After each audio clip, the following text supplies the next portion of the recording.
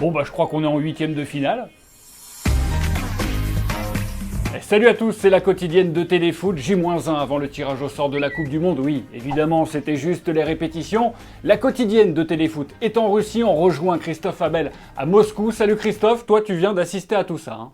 Salut Jean-Christophe, salut à tous. Eh bien écoutez, c'était très difficile d'avoir des informations sur les répétitions de ce fameux tirage au sort. La seule information qu'on a pu avoir venait de Carlos Puyol qui a montré cette photo où la France est retrouvée dans le groupe du Pérou, du Danemark et de l'Arabie Saoudite. On a une autre information venant de Laurent Blanc qui nous a indiqué qu'il y avait au fait 4 tirages au sort, 4 répétitions de tirage au sort et dans l'un d'eux, la France affrontait l'Espagne. On aurait quand même évité l'Espagne. En tout cas, tout s'est déroulé dans le plus grand secret et surtout dans le grand bazar. Tous les journalistes ont été envoyés en même temps ici dans cette salle d'interview. C'était très difficile de pouvoir discuter avec Diego Forlán ou avec Laurent Blanc. En tout cas, le vrai tirage au sort aura lieu demain avec, on l'espère, un bon tirage pour l'équipe de France.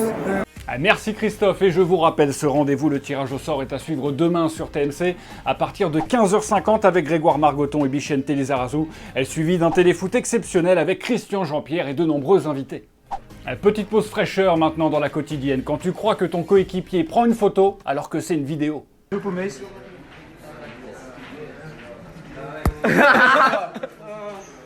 Il l'a bien mérité quand même, hein. Allez, on débriefe la 15e journée de Ligue 1. 3 choses à retenir après les 7 matchs d'hier soir. La première, l'OM a réalisé le gros coup. Alors je vous rassure, ce n'est pas de battre Metz, hein, le gros coup. Non, ça, toutes les autres équipes de Ligue 1 lui roulent dessus. Non, la sensation, c'est que l'OM est le nouveau dauphin de la Ligue 1 après sa victoire 3-0 en Lorraine. Deuxième, après plus de 10 journées, ce n'était plus arrivé à Marseille depuis presque 3 ans. Marcelo Bielsa était alors l'entraîneur. Du coup, Rudy Garcia, il a fêté ça après le match. C'est pas le moment de s'enflammer, je pense qu'on va le faire pour nous, et nous il faut qu'on garde les pieds sur terre, il faut qu'on reste humble. Comme je vous l'ai dit, le championnat il est très long, l'objectif évidemment ne change pas, c'est d'être dans les 4 premiers. Il est ému, hein, Rudy Garcia? Non, pas du tout. La question du jour, l'OM va-t-il terminer deuxième du championnat à la fin de la saison? Demain, 2 commentaires dans la quotidienne. Et hier, je vous posais cette question, Mitroglou peut-il atteindre les 15 buts en Ligue 1? Vous avez voté sur Instagram et c'est non à 75%. Vous avez vu le match d'hier. Pour Darinox, je suis Marseillais, mais honnêtement, Mitroglou ne peut pas marquer 15 buts car Thauvin et Payet mènent la danse en attaque. C'est un joueur en pivot. Et il est trop atypique pour l'OM. On rappelle qu'il en est à 2 buts, le grec, pour l'instant en championnat.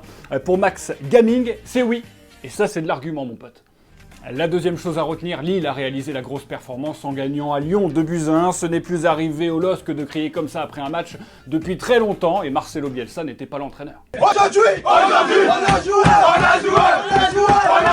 Thiago, il a tiré, il a marqué, Adama, il a tiré, il a pas marqué. Et le troisième point à aborder, Pascal Dupré a réalisé une très belle conférence de presse après le match et après la défaite face à Nice. C'est toujours ça de prix. Non, plutôt le sentiment de s'être fait harakiri, davantage qu'un hold-up. Ou peut-être que dans notre camp, nous avons des traîtres. Et le premier des traîtres, c'est le coach. Et si vous voulez, je vais étayer tout ceci. Non, ça va aller Pascal. Moi, je veux juste savoir si c'est grave. La maladie, incurable, le chômage, voilà. Voilà des problèmes sérieux. Pas la perte d'un match de foot ou la perte d'une passe sur le terrain, la perte d'un point, un pénalty manqué, non. Davantage de conviction, merci. Ça va, j'y suis pour rien, m'engueule pas.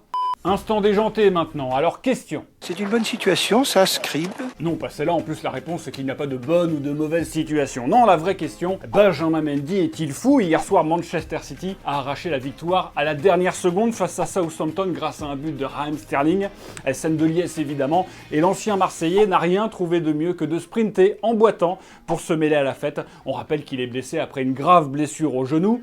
Voici son tweet. Rupture des ligaments, mais qui s'en soucie après une victoire à la 95e? Je sais pas, moi, peut-être son coach? Mendy is crazy. He has a 6-month injury, is running disaster.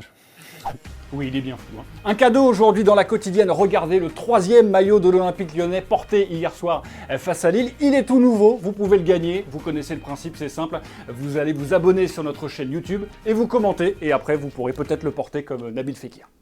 Allez, c'est la fin de la quotidienne. Merci à tous de votre fidélité. Demain, vous retrouverez Marine comme d'habitude. On like, on partage et on s'est pas vu.